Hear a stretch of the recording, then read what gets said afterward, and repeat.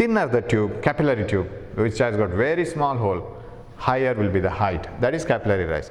And other things of capillary rise, some theories, stories, just read it yourself. But this formula, you use it in practical. Some people do this practical, capillary rise, surface tension, R rho G H by 2. Very important formula. Then comes velocity of efflux. Yes, efflux. Here, one more thing. Velocity of efflux. That is needed. Actually, yes. Torselli's formula, velocity of efflux. And some very interesting things. Torselli said that if you have a beaker containing water like this, we will take water only. That is a freely available commodity. Now if the total height of water in the beaker is h, I will drill a hole at a depth h from the surface, small h. Then water starts flowing out, right?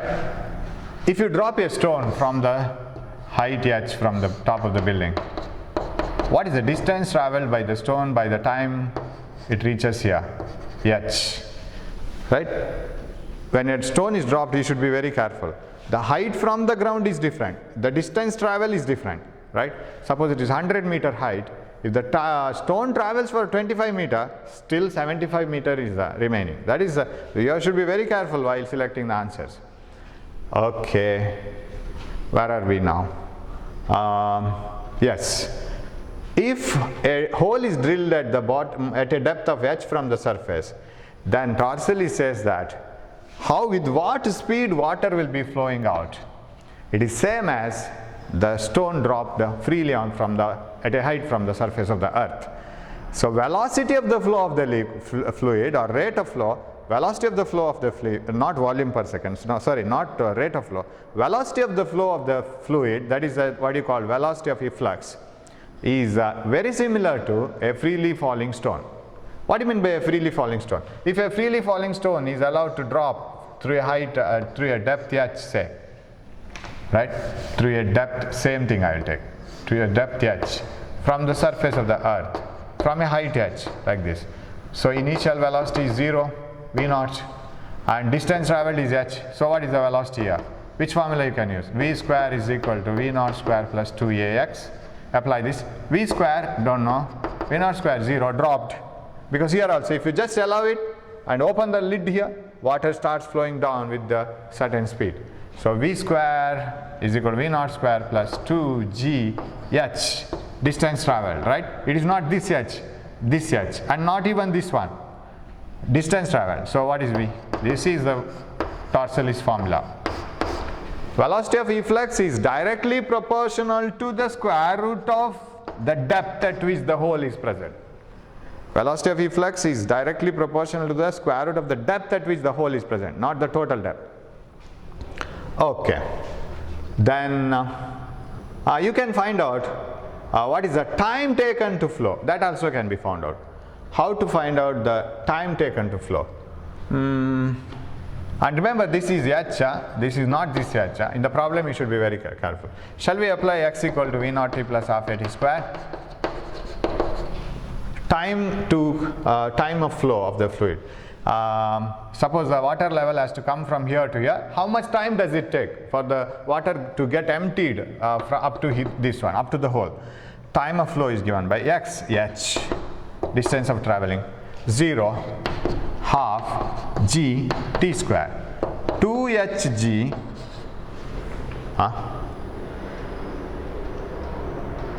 1 minute, v square is equal to 2ax. That is also right. Where did I go wrong? 1 minute. Time of flow of the fluid, x equal to v0 t, v0 is 0, half a t square, 2gh is equal to t. Oh, no, how can it be 2gh? 2h by g, I am getting the same type of formula. I am surprised. 2h by g is equal to t square. So what is t is equal to? Square root of 2h by g. Am I right? So that is the time, 1 minute. time of flow, right? 2h by g.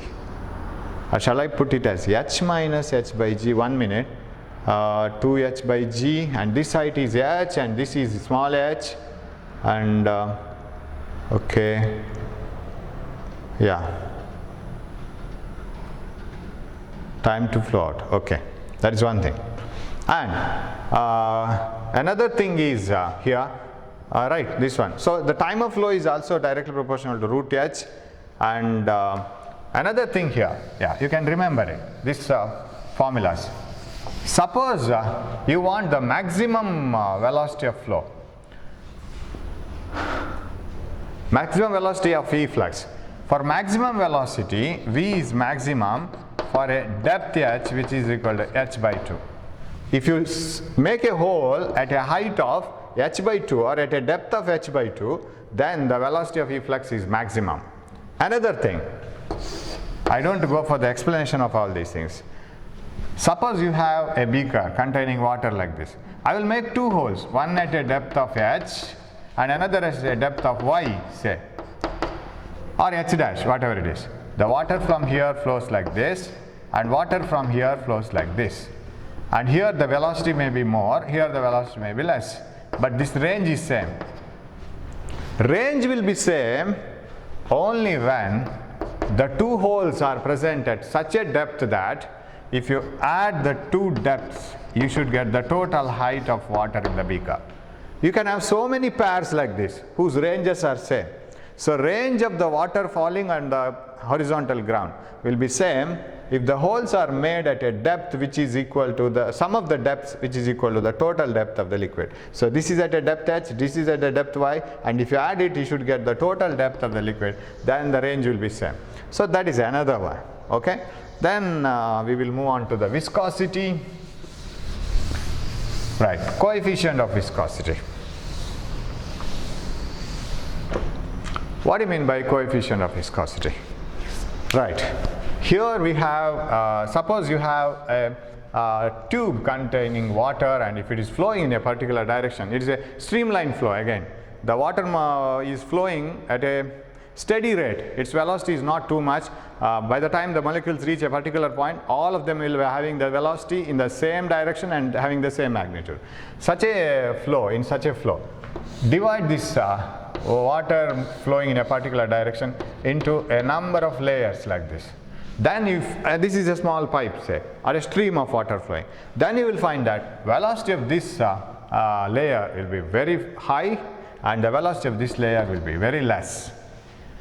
Then this will be moving with the very high speed, this will be moving with the less speed. This is because of the frictional force between the different layers of the liquid. That is what you call viscous force. In liquid, the friction between the two layers of the liquid is called viscous force, not frictional force.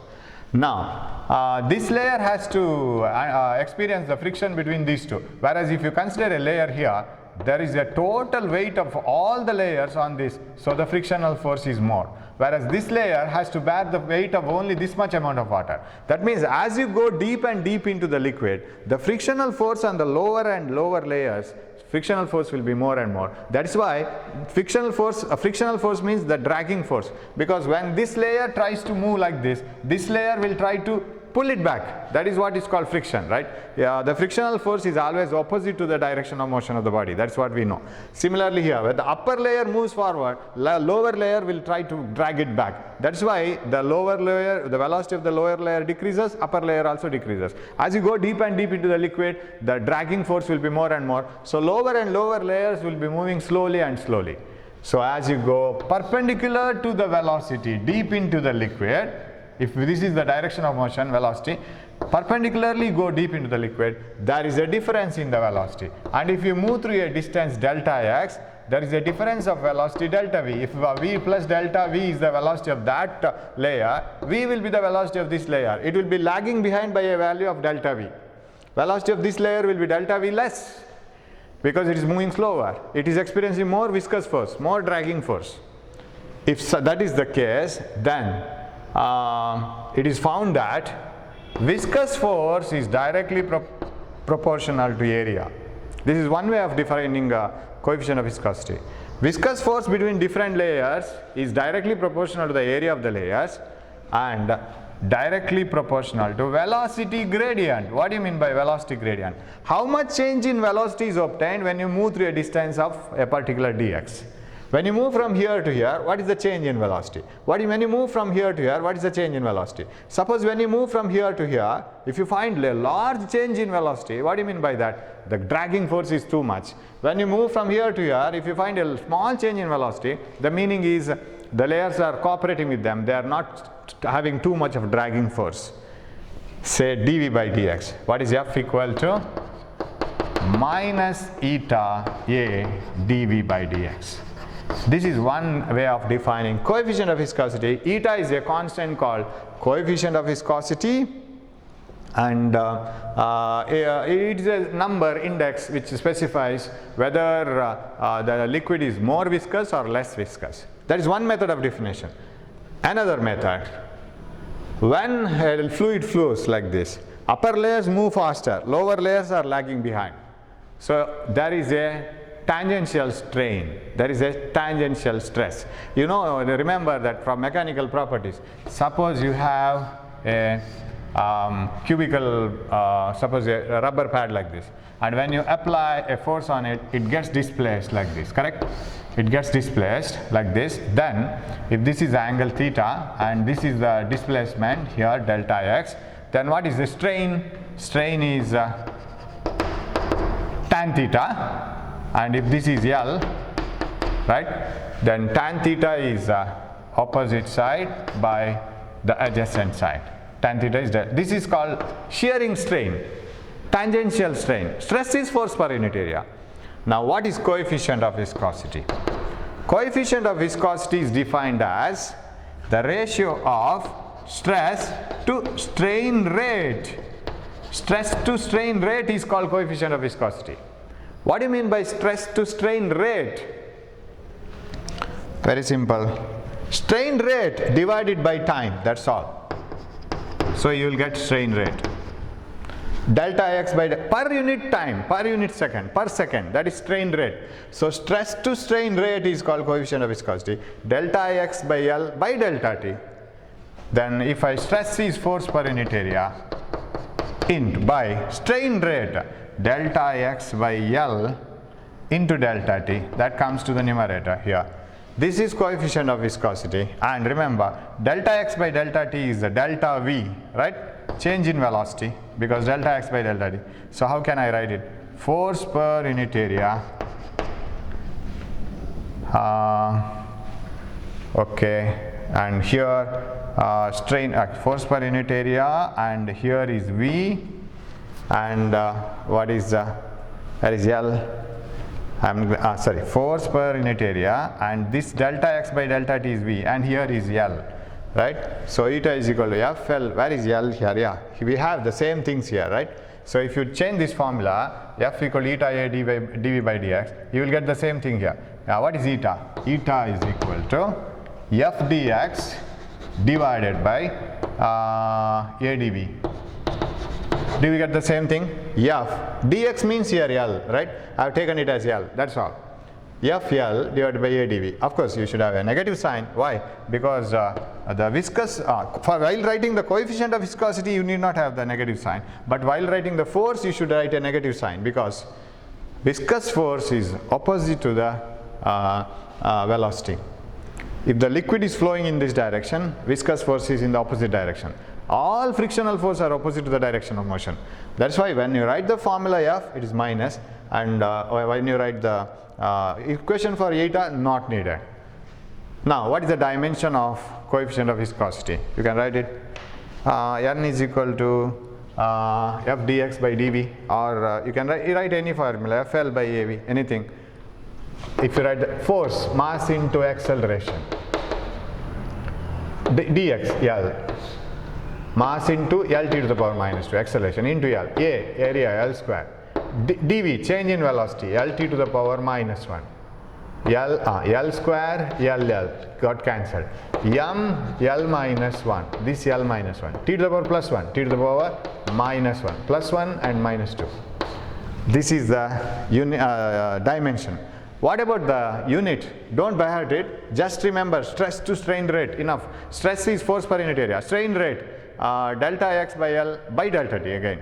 What about the unit? If you want to write the unit, Newton, meter, meter square, meter per second. Am I right?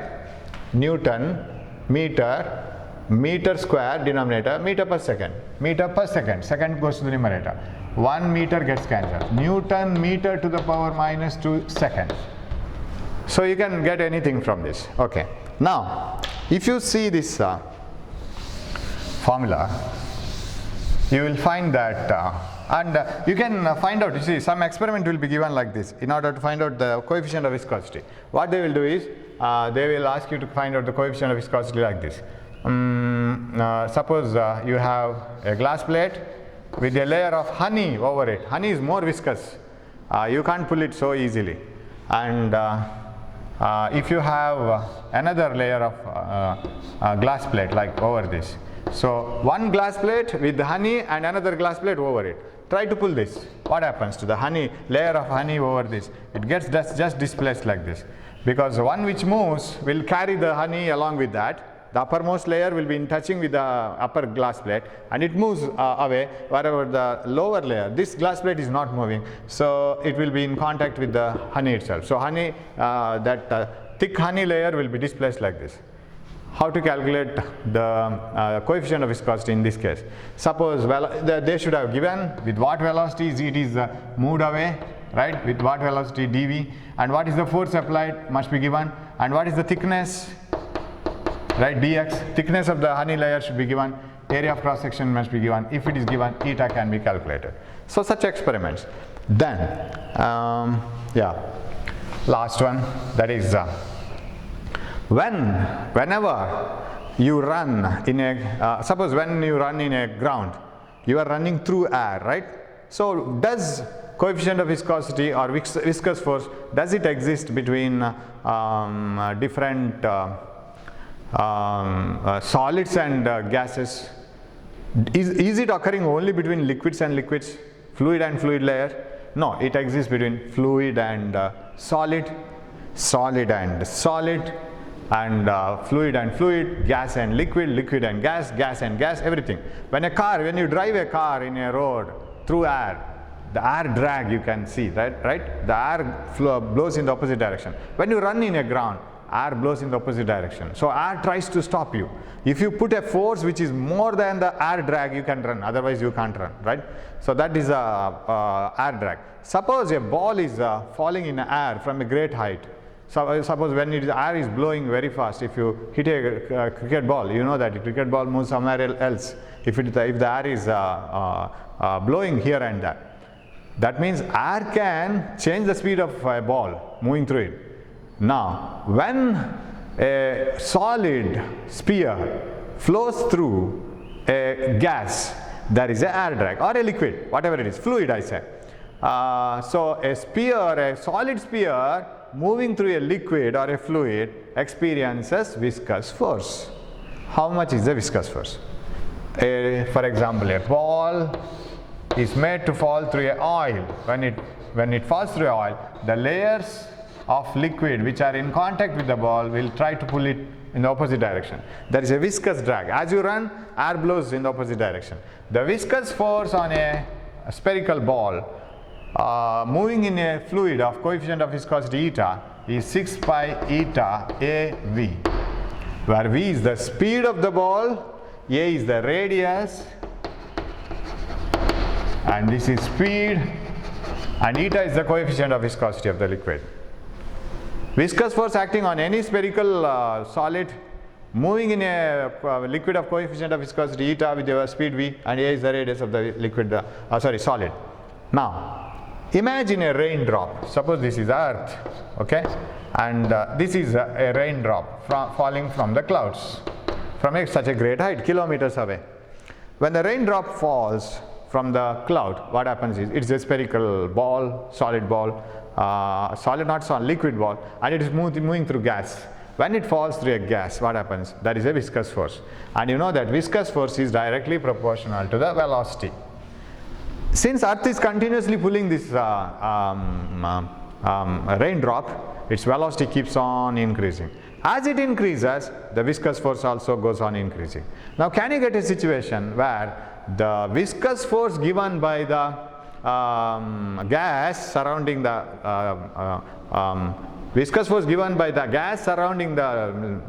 raindrop and the weight of the raindrop, if they balance each other, what will happen? When I will make a larger drop. When the drop falls, viscous force is in the opposite direction of velocity and mg is downwards. At one case, if F is equal to mg, what will happen? Magnitude wise, if they are equal in magnitude, what happens is further increase in the speed of the raindrop is not possible, because viscous force doesn't allow the speed to increase further. They are balanced. Now this raindrop starts moving with the constant velocity. Further increase of velocity is not possible. Whatever the velocity it has attained when the two forces have balanced, that is the last velocity. Further increase is not found. It will move with constant velocity. Now its acceleration is 0. Why the acceleration is 0? Constant velocity. Why the acceleration is 0? Net force acting on the body is 0. Because the weight of the body and the viscous force have been balanced, and now you call that velocity as terminal velocity. So terminal velocity is the constant velocity with which a raindrop or any solid sphere will move through a gas or anything when its viscous force is balanced by the gravitational force. And that terminal velocity is a constant uniform velocity. And if you want to know what is the terminal velocity formula, it is a 2 by 9 eta into the radius square rho minus sigma into g. Very long formula. 9 by 2 eta or 2 by 9 eta? 9 by 2 eta, something like that. 2 by 9, I don't know this exactly. 9 by 2, 2 by 9 eta r squared rho minus sigma into g. I am interested with only this one. Terminal velocity is directly proportional to r squared. What do you mean by that? Larger the size of the sphere or larger the size of the raindrop, more will be the terminal velocity. If you double the radius, terminal velocity will be 4 times. If you triple the radius, terminal velocity will be 9 times. If you increase the radius by 10%, terminal velocity increases by 21%. Why? Because if you increase the radius by 10%, the new terminal velocity is directly proportional to new radius. 10% increase is 1.1 r whole squared. You know it. 10% increase is 1.1 r. So it is 1.21 r squared, which is having 0.21 extra than this one, right? This is 1 r squared. This is 1.21 r squared. 0.21 extra in fraction. In percentage, it is 21%. So such problems here. That's why I don't remember the whole formula. I remember only this much. And rho is the density of the that sphere. Sigma is the density of the surrounding medium. Rho minus sigma. Okay. So with this, I will stop the synopsis, and shall we go for a few questions, and then we will stop it. Okay. Synopsis is okay, and wherever if I have lost or if you have forgotten some synopsis part, whenever I get the question, I will discuss it. So we will start few questions. We have still some time left with. Yes. Okay.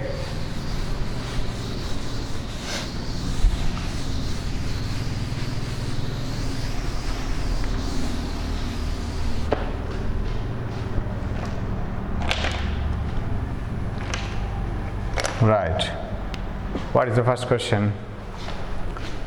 The work done to increase the surface area of a liquid by unity. Yes. Work per unit area. Right. Energy.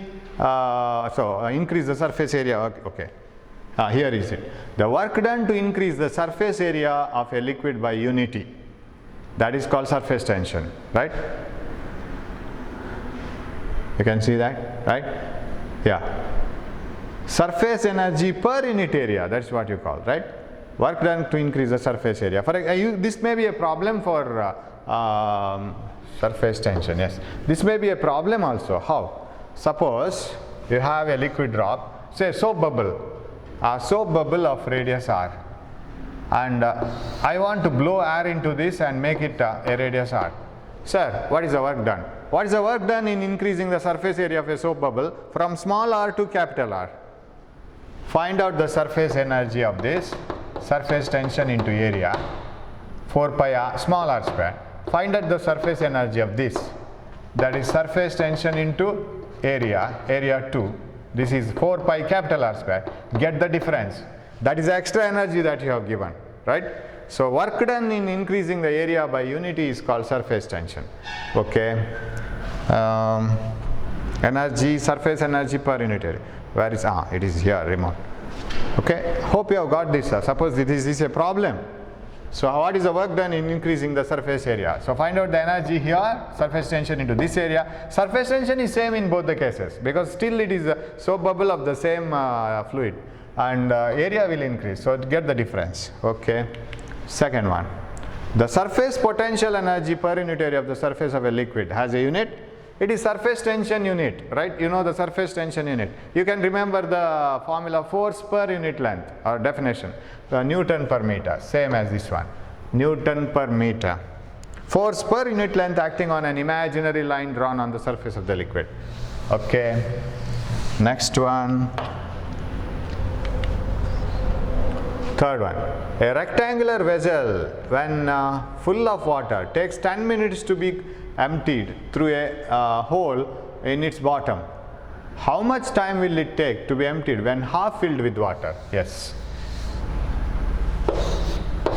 When it is full of water and a hole here makes how much? 10 minutes. In 10 minutes it can completely remove water. When the hole is at half the height. Now this is h by 2, and because at 50%, how much time will it take to be emptied when the half filled with water? Okay, half filled with water means this is h by 2. Yes, half filled with water. Height is half filled. Okay, now what is the time taken? It is very similar to the free fall. Velocity of efflux is very similar to free fall. And time taken, you can use the x equal to v naught t plus half a t square. X is equal to half a t square because initial velocity is 0. Whether it starts from here or starts from here, time taken is same. So if I will take it as h is equal to half g t square. So that implies 2h by g is equal to t square. T is square root of h. So first time, here all the other things are constants. First time is inversely proportional to root h, right? Second time is inversely proportional to root of h by 2. I'll write it like that. Divide them. How to divide them? T by 10 is equal to root of 2 by h into h by 1. Ulta. Correct? Root of 2 by h as it is, t. By 10 here, h to the numerator. What is this? T is equal to root 2 into 10. Where did we go wrong? Oh, it is directly proportional to h. What I am writing? It is directly proportional to h, not inversely proportional. Isn't it? What did I write actually? T is proportional to h, root h. First root 10 is proportional to root h, right? What root t, sorry, I am writing something else. Heck, t is proportional to root 10 is proportional to root h, correct? Right? 10 is proportional to root h. I am taking the class at a stretch. That's why it happens so. 10 is proportional to root h. And what is t? Proportional to root of h by 2. Yes, now it is right. T by 10. Because half filling shouldn't take more time, isn't it? I got root 2 into 10. That's not possible. T by 10 is equal to root of h by 2,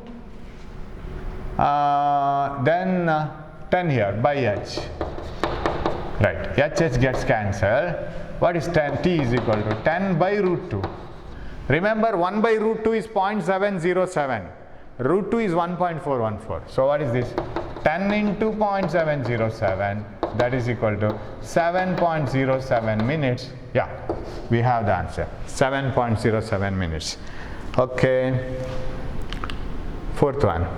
Yeah, 1000 identical drops of water of surface tension 0.075 Newton per meter form one drop. You see, for one of the question in the previous number, there is an answer here, right? Newton per meter, right? So there we were searching for surface energy per unit area, that is called surface tension. 0.0475 Newton per meter form one drop. The surface area of larger drop is so much and the total area of all the small drops is so much. Of course, you need not worry about 1000 here because total area of all the drops is given. Then why you need to add 1000 drops? Because it is not the area of one drop. Suppose this was the area of small one drop, it must have multiplied it by 1000. The energy released during the process is, okay, the energy released is the energy released is equal to energy of all small drops minus energy of large drop, single large drop, correct? Because single large drop will have lesser energy, its surface area will be lesser than the surface area of all the single drops totally.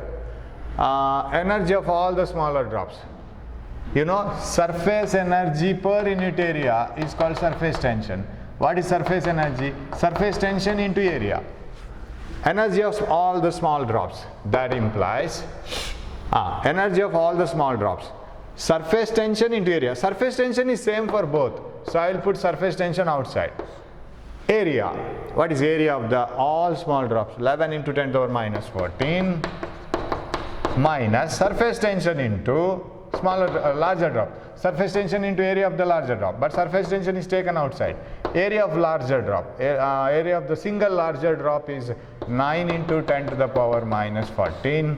So that implies energy released is equal to surface tension is how much? 9 into 10 to the power minus 14. No, 0.075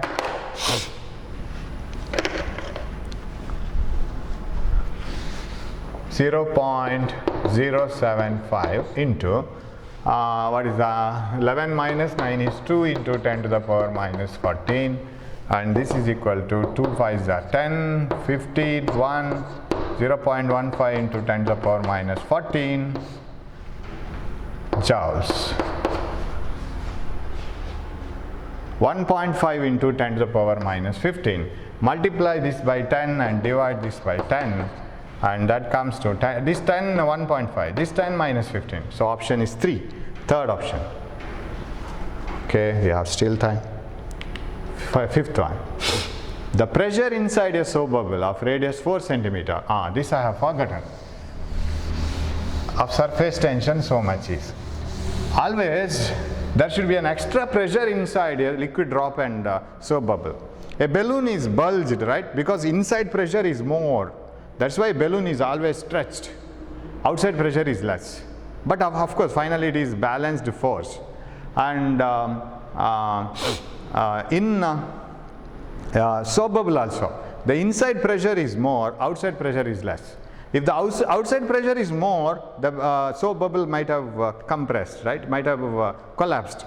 So what is the extra pressure inside a soap bubble? Remember, a soap bubble has two areas, right? Inner surface area, outer surface area. So this is a bubble. Extra pressure inside, that is pressure inside minus pressure outside. That's what I write. Difference in the pressure. 4 times surface tension by radius. What about a liquid drop? Liquid drop. It has only one surface, outside only. There is no inside surface. Extra pressure inside a liquid drop is 2 times surface tension by radius. R is the radius. Okay. Now, what is the pressure inside a soap bubble of radius 4 centimeter with the surface tension is? Okay. It is, suppose you neglect the outside pressure, then it will be delta P is equal. Actually, this is excess pressure, okay? Not the pressure, the excess pressure Ex, you have to change it. The excess pressure inside a soap bubble, delta P is equal to, it is a soap bubble, this formula you have to use, 4 times surface tension, 30 into 10 to the power minus 3. You make a correction there. 4 times to surface tension by radius 4 into 10 to the power minus 2. Gets cancelled, only 3 remains. 3 is here only. So is it minus 2, plus 2, minus 1, 3? Yes. Option 4. Sixth one. The height of two water height of water at two identical dams is the same. Okay. Height of water is same in the two dams. A holds back a lake containing 2 cubic kilometers of water. Okay. 2 cubic kilometers of water means 2 kilometer width, 2 kilometer depth and 2 kilometer width. So much of water, 2 kilometer cube of water, while dam B holds back a lake containing 1 cubic kilometer of water. Okay. The ratio of the total force exerted on dam A to that of exerted on dam B is total force. I think it should not be force because area is not given. Yeah, it should be pressure. Total pressure exerted. Yeah, it should be pressure because otherwise data is insufficient. Total pressure exerted on dam A to that of dam B, it is option 1. It should not be force. Force is pressure into area. It is directly proportional to area, right? Pressure is force by area. Force is pressure into area. Pressure is a constant. It depends only on the depth, right? Dam A may be having more cubic kilometers of water, right? Dam A may be like this. Dam A may be having more water. Dam B may be having less water, right?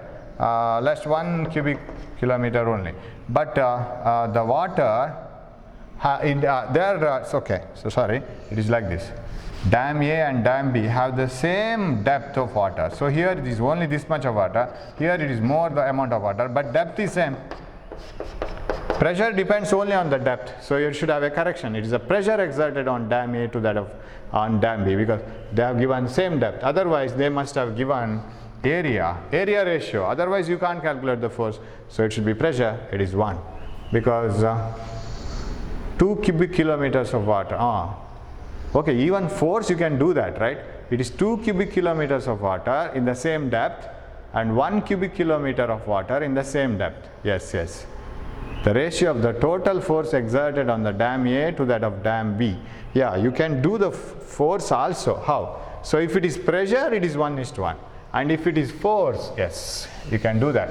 Because how much cubic amount of water it is given. But depth is same. The height of water of two identical dams is same. But a dam A holds back a lake containing 2 cubic kilometers of water and a dam in the same height, 1 cubic kilometers. No, it is volume given. So when the same volume, no, not possible. Same depth. Yeah, force is not possible. It is 1:1. Second answer. You can't find out the area because area cannot be different. Same depth is given. Yes, cubic kilometer. Something wrong with the sentence. Okay, let it. 7. One problem we can do that.